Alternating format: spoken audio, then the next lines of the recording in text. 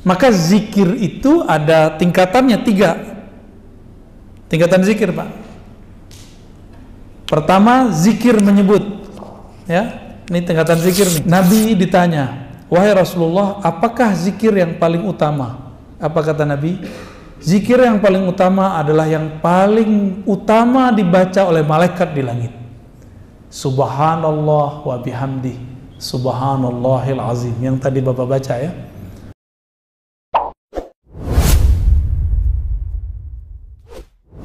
Allah mengatakan, aqimis salata li dzikri. Surat Taha ayat 14. Salatlah kamu untuk sekedar mengingatku. Bukan supaya tenang. Ingat saja aku, nanti pasti tenang. Karena kalau orang dia mencari ketenangan, dia nggak pernah tenang. Emang tenang itu apa? Tenang itu di saat dia lupa mencari ketenangan. Kapan dia lupa mencari ketenangan? Di saat dia lupa apa yang harus ditenangkan. Yang harus ditenangkan?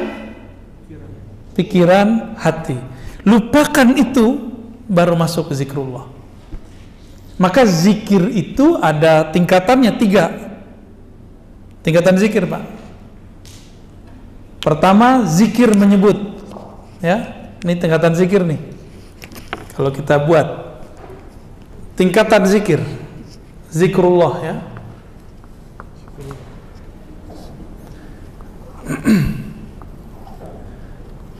Nah, yang paling bawah itu nyebut.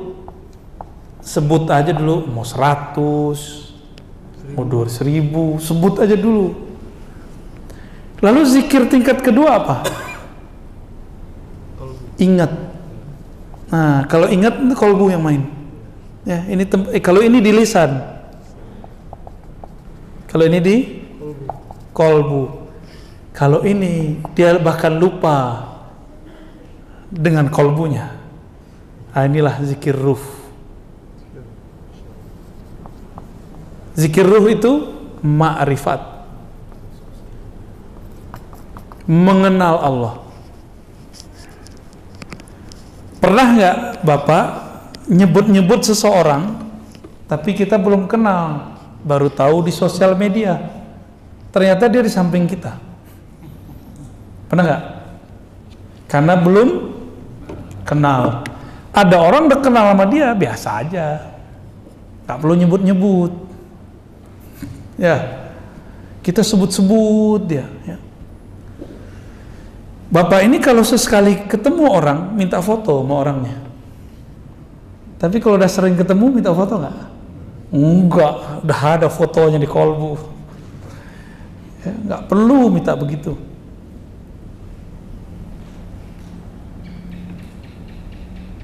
Nah, itulah modelnya. Ya. Menyebut, mengingat, bermakrifat, mengenal. Makrifat artinya mengenal. Kalau sudah mengenal, Allah jauh nggak dari kita? Allah dekat apa jauh? Allah sangat dekat. Karena dia sangat dekat, dia nggak perlu disebut-sebut, dia nggak perlu diingat-ingat. Cukup dia dikenal, didekati, diajak ngobrol. Kalau udah kenal, ngobrol nggak? Tapi kalau belum kenal, berani nggak ngajak ngobrol? Sungkan kita, diem-diem aja kita sama dia.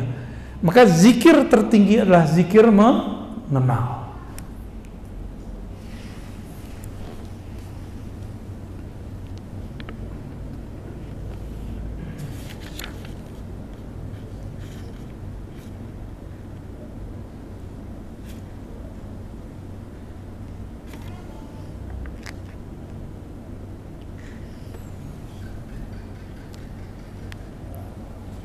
Di sini ada beberapa penjelasan panjang ya. Tapi kalau saya bacain penjelasannya, hikmahnya nggak banyak dapat, Pak. Kita cukupkan ya. Hikmah baru aja lagi. Ya. Hikmah keberapa nih? 6. Udah 6 ya? 8 apa 6? Tadi 1, 2, sekarang yang ketiganya. Ya, hitung aja Pak ya. Tanawwa'at ajnasul a'mali litanawwu'i waridatil ahwali. Tanawwa'at, bermacam-macam jenis amalan. Ajnas, jenis. Jadi jenis itu dari bahasa Arab. Jinsun, jins. Pakai jeans nggak Pak? Itu beda lagi ya. Jeans itu bacanya ya. Kalau ini jinsun, jim nun sin, jenis bahasa Indonesia, genus dalam bahasa pengetahuan lama ya. Tanawwa'at. Kenapa bermacam-macam amalan itu? Kenapa amalan itu nggak kayak malaikat? Malaikat itu yang sujud aja. Ada malaikat itu dia kalau ibadah dari awal penciptaan itu cuma ruku. Nabi ditanya, wahai Rasulullah, apakah zikir yang paling utama? Apa kata Nabi? Zikir yang paling utama adalah yang paling utama dibaca oleh malaikat di langit. Subhanallah wa bihamdi, subhanallahil azim. Yang tadi Bapak baca ya. Subhanallah wa bihamdi, subhanallahil azim. Jangan pakai terjemahan, pakai makna dari saya. Subhanallah, sungguh hebat Engkau ya Allah. Wa bihamdi, Engkau maha terpuji ya Allah. Subhanallah, subhanallah bihamdi, subhanallahil azim. Sungguh hebat Engkau ya Allah, Engkau maha agung ya Allah. Itu maknanya. Kalau kita menerjemahkan maha suci, kayaknya ada yang perlu disuci-sucikan. Emang Allah butuh disucikan? Enggak. Jadi terjemahan ini kan terjemahan masa lalu, abad-abad tahun 1600, berarti abad 17 ya, oleh Syekh Abdul Rauf As-Singkili. Subhana itu diartikan maha suci. Ini harus direvisi, karena di zaman itu maha suci itu artinya maha hebat kalau versi kita sekarang. Nah, jadi harus diganti tuh istilahnya. Di zaman itu orang ngerti maksud maha suci. Di masa sekarang maha suci itu terjemahannya adalah maha hebat. Ya. Dari mana kita tahu? Bapak kalau ketemu orang Arab yang benar Arabnya, kalau dia melihat sesuatu yang menakjubkan dia bilang subhanallah. Gitu. Ya. Melihat yang cantik sekali atau gagah sekali itu dibilang subhanallah. Gitu. Ya. Saking dia merasa hebat banget ini. Kok ada orang secakap ini gitu. Atau dia menyaksikan suatu kejadian yang di luar logika dia akan ngomong apa? Subhanallah. Itu orang Arab. Lain dengan Masya Allah, beda lagi. Mungkin nggak dalam semalam orang pindah kota tanpa pakai pesawat, tanpa pakai bus, tanpa pakai alat dari Jakarta ke Surabaya dalam waktu cuma sedetik. Mungkin. Tapi kalau terjadi kita bilang apa? Subhanallah, ajaib, ajib gitu ya. Ajib itu bahasa Arab, tapi ala Betawi Pak. Ya, bahasa Arab, tapi rasa Betawi. Ajib. Orang Arab juga bingung, padahal ajib itu dalam bahasa Arab itu artinya aneh loh gitu. Di bahasa kita, ajib menjadi luar biasa. Maka subhanallah itu artinya sungguh hebat. Saya menganjurkan Bapak Ibu kalau nonton itu yang ditonton penemuan ahli-ahli ilmuwan kita mengenai darah, hebatnya jantung, dahsyatnya otak, satu molekul di tubuh. Aduh, kalau kita lihat itu tubuh kita langsung bertasbih lagi Pak. Baik. Amalan itu banyak jenisnya karena pemberian Allah juga beragam bentuknya. Itu hikmah malam ini. Kenapa ada zikir subhanallah, ada zikir Allahu Akbar, ada zikir la ilaha illallah? Karena rahasia yang Allah mau beri juga beragam. Allah kaya atau miskin? Kaya. Karena dia kaya, maka dia ingin memberikan kita macam-macam hadiah. Bapak punya teman nggak orang yang tajir? Tajir baik hati, sering ngasih hadiah nggak? Kalau nggak pelit, medit. Apabila ada orang kaya, dia suka ngasih hadiah sama kita karena dia senang. Pasti hadiahnya macam-macam.